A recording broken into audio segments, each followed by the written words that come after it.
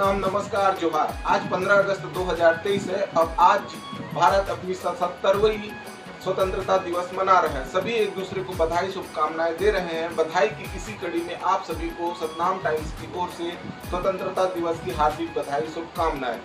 दोस्तों, पहले के वीडियो में मैंने मिनी माता जी के संसद में दिए गए भाषण, जो कि उन्होंने छुआछूत से संबंधित बिल के संबंध में दिया था, उनका पहला भाग आप लोगों को सुनाया था। और आज की इस वीडियो में हम मिनी माता जी के अन्य विधेयकों पर उनके विचार और प्रश्नों को आपको शब्दशः सुनाने वाला हूँ। आज के एपिसोड में हम जानेंगे कि मुंगेली में 1967 में एक सतनामी गौटिया की हत्या क्यों और किन लोगों ने किया था। गौटिया के हत्या के बाद मुंगेली क्षेत्र में सामाजिक दशा क्या थी। अपील है कि वीडियो पर अंत तक बने रहिएगा। इस भाग में आपको मिनी माता से जुड़े वह बातें आपको जानने को मिलेगा जिसे आज तक आपने कभी किसी भी मीडिया पर नहीं सुना होगा, नहीं पढ़ा होगा। वीडियो को एक शेयर कर चैनल को सब्सक्राइब जरूर करिएगा। जैसा कि आप सभी को पता है कि मिनी माता जी छत्तीसगढ़ और अविभाजित मध्य प्रदेश की प्रथम महिला सांसद रही है। अधिकतर लोग मिनी माता जी को उनके इसी पहचान से जानते हैं, किंतु मिनी माता जी एक सांसद से बढ़कर सत्याग्रही और स्वतंत्रता संग्राम सेनानी थी। माता जी एक सांसद से बढ़कर एक बेहतर मानवतावादी इंसान थी। चूंकि वह गुरु बाबा घासीदास जी के कुल की बहू थी, इसलिए सभी से मानवता, करुणा और दया रखने का गुण उन्हें उनके परिवार से विरासत में मिला था। अतः मिनी माता जी ने गुरु बाबा घासीदास जी के मानव एक समान के संदेश को अपने चरित्र में उतारा और मानव सेवा ही उनकी प्राथमिकता रही। इसलिए सभी वर्ग के बच्चे, बूढ़े, मजदूर, किसान, महिलाएं, विद्यार्थी, व्यापारी सबको एक समान समझती थी। बिना किसी से भेदभाव के जाति धर्म से ऊपर उठकर उन्होंने मानवता को प्रथम रख मानव समाज के लिए जो लोकहित कार्य किया है, वह उन्हें पूर्ण इंसानियत की मिसाल बनाता है। इसलिए मानवतावादी लोग उन्हें ममता मिनी माता के नाम से बड़े सम्मान से पुकारते हैं। तो भारतीय सामाजिक व्यवस्था का एक काला अध्याय यह भी है कि छत्तीसगढ़ और पूरे भारत देश में जाति भेदभाव तब भी थी और आज भी चरम पर है। और इसी जाति भेदभाव के चलते मिनी माता जी को छत्तीसगढ़ और राष्ट्रीय स्तर में जो सम्मान, महत्व, पहचान मिलना चाहिए था, वह नहीं दिया गया। लोगों ने मिनी माता के कृतित्व का लाभ तो उठाया, लेकिन उनको उचित सम्मान नहीं दिला पाए। उनकी ही कांग्रेस पार्टी के नेता हों या कोई अन्य पार्टी के लोग हों, मिनी माता जी को उचित सम्मान नहीं दिला पाए। यदि आप मिनी माता जी के लोकहित व समाज के लिए किए गए कार्यों का अध्ययन करेंगे तो आप पाएंगे कि यदि छत्तीसगढ़ महतारी कभी साक्षात धरती पर अवतरित हुई होगी तो वह मिनी माता के स्वरूप में अवतरित रही होंगी। मिनी माता जी के लोकहित में किए गए कार्य उन्हें भारत रत्न के हकदार बनाते हैं, किंतु आज तक किसी भी नेता या पार्टी ने मिनी माता जी को भारत रत्न से सम्मानित किए जाने के लिए आवाज नहीं उठाया, पहल नहीं किया। अब ममतामयी मिनी माता जी को भारत रत्न सम्मान दिए जाने के लिए आवाज बुलंद कर भारत सरकार से मांग करने की जिम्मेदारी हमारी है। मिनी माता जी ने अपने संसदीय काल में सभी वर्ग के आवाज को दिल्ली के संसद में बुलंद करने का काम बिना किसी भेदभाव से किया। चाहे वह किसानों की फसल के सिंचाई के लिए बांध बनाने की बात हो या राजिम के लिए महानदी पर पुल, रायपुर से राजिम तक रेलवे की बड़ी लाइन बिछाने की बात हो, चाहे वह भिलाई स्टील प्लांट में मजदूरों के हक अधिकार की बात हो। आज के इस भाग में मैं मिनी माता द्वारा संसद में 13 दिसंबर 1967 को किए गए प्रश्न का जिक्र कर रहा हूं। नवंबर 1967 में मुंगेली में एक सतनामी नेता की हत्या कर दी गई थी, तो उस संबंध में मिनी माता जी ने संसद में गृह मंत्री जी से प्रश्न किए थे। उस चर्चा का पूरा जिक्र इस वीडियो में है, अंत तक देखिएगा। चैनल में नए हो तो चैनल को सब्सक्राइब कर और शेयर कर दीजिएगा। माता जी प्रश्न करती है कि क्या सरकार को यह पता है कि मध्य प्रदेश के मुंगेली क्षेत्र में गत नवंबर में एक विख्यात अनुसूचित जाति के नेता भागबली गौटिया की हत्या हो गई है और इस स्थान पर गत जनवरी में 5 अनुसूचित जाति मारे गए थे। क्या यह सच है कि इस क्षेत्र के अनुसूचित जातियों में इस घटना से आतंक फैल गया है तथा वह अपनी भूमि तथा संपत्ति छोड़कर वहां से भाग रहे हैं? स्थिति पर नियंत्रण करने के लिए तथा दोषी व्यक्तियों को दंड देने के लिए सरकार ने क्या कार्यवाही की है?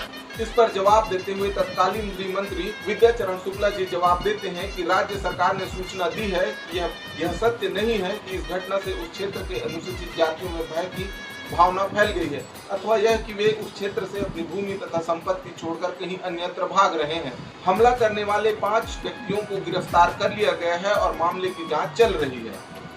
मिनी माता जी फिर से आगे सवाल करती हैं और पूछती हैं कि मंत्री महोदय को मालूम है कि वहां चुनाव होने वाले हैं और श्री भागबली जी उस चुनाव में एक उम्मीदवार थे, क्या उनकी हत्या राजनीतिक कारणों से की गई है? गृह मंत्री विद्याचरण शुक्ला जी जवाब देते हैं कि राज्य सरकार ने जो सूचना दी है उनके अनुसार यह बात ठीक जान पड़ती है कि वहां म्युनिसिपल चुनाव होने वाले हैं और श्री भागबली उसमें उम्मीदवार थे। क्योंकि उनकी हत्या हो गई है इसलिए उस वार्ड के चुनाव को स्थगित कर दिए गए हैं। इसके पीछे किसी तरह की कोई राजनीतिक बात थी या नहीं, इस बारे में कहना मुश्किल है। मिनी माता जी आगे और सवाल करती हैं और पूछती हैं कि क्या यह सही है कि वहां की अनुसूचित जातियों को परेशान करने के लिए पुलिस उन्हीं के परिवारों को बुलाकर गिरफ्तार कर रही है और उनको पीटा जा रहा है। गृह मंत्री विद्याचरण शुक्ला जी जवाब देते हैं कि राज्य सरकार से जो सूचना प्राप्त हुई है उनके अनुसार वहां कोई ऐसी बात नहीं है, फिर भी पुलिस के द्वारा जांच पड़ताल की जा रही है। इसी सवाल पर श्री मधु लिमये सांसद मुंगेर बिहार वाले उन्होंने भी सवाल लगाए थे।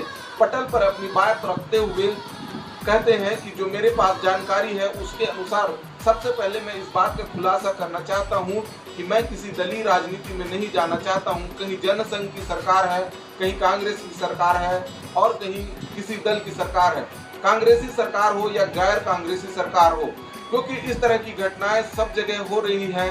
तो इसलिए मेरा प्रश्न यह है कि क्या सतनामी नेता भागबली की जो हत्या हुई है वहां सत्य में सवर्ण लोगों के द्वारा पुलिस अधिकारियों पर अनुचित दबाव डाले जा रहे हैं।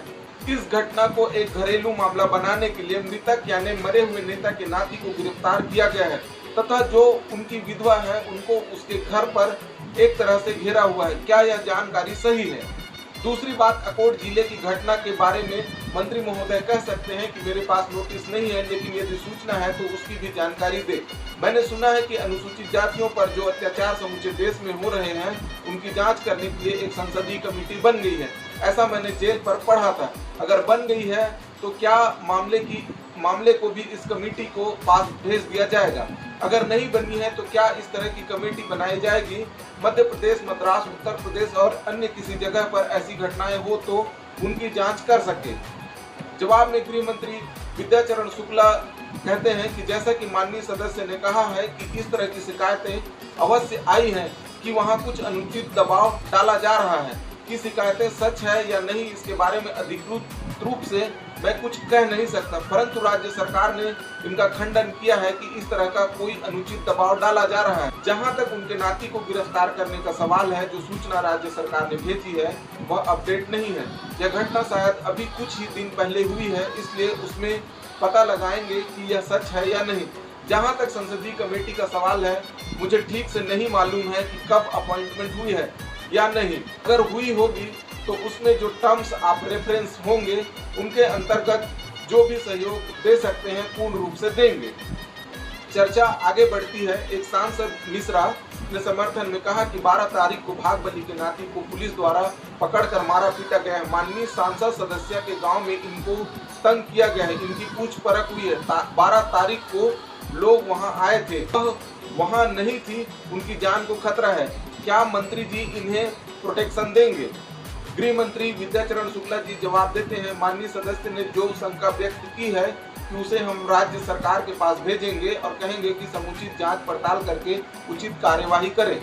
आगे मिनी माता जी सवाल करती हैं कि मैं गृह मंत्री महोदय से जानना चाहती हूं कि मुंगेली कांड के संबंध में प्रधानमंत्री की ओर से जो सहायता राशि दी गई है वह बावजूद इसके कि उन लोगों के पास खाने पीने और खेतीबाड़ी की कोई व्यवस्था नहीं है, रकम अभी तक बांटी नहीं गई है, तो उसका क्या कारण है?